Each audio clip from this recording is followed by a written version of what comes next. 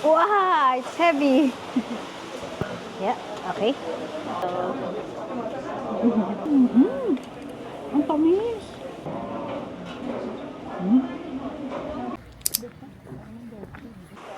So, tatry namin ngayon dito sa Jikogama Steam Pot.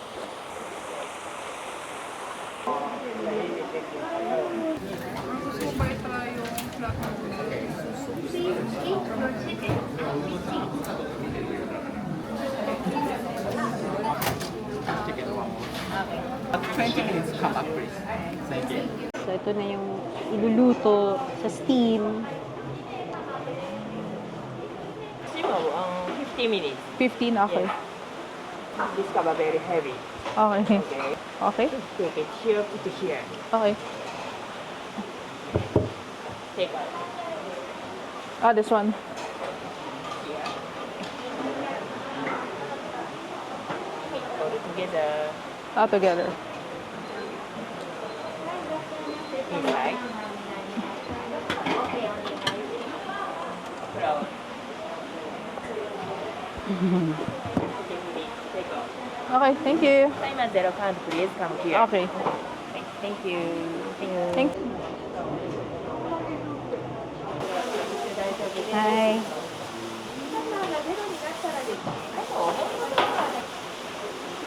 Wow, it's heavy. Wow. Okay. Ah. Arigato. Hindi pa rin maayos sa pagkakaano ko. Pagkakasuk ko. Okay. Mainit. Yeah, okay. Dito daw. Okay. Okay. Inside. Inside.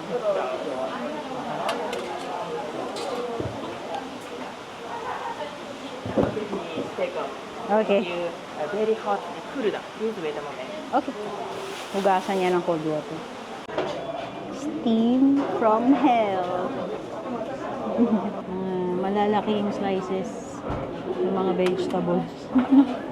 So, oh, yung lambot. Start tayo sa squash. Init. Lambot, syempre, na steam.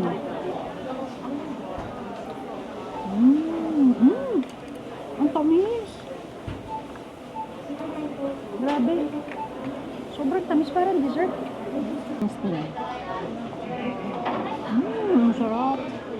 Baka matamis lang yung veggie nila dito. Ito. Onion.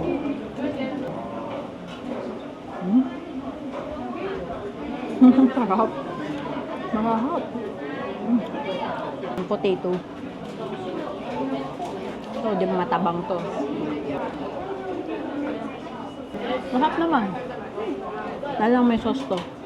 Mas masarap to. May kasama rin pala itong siopaw.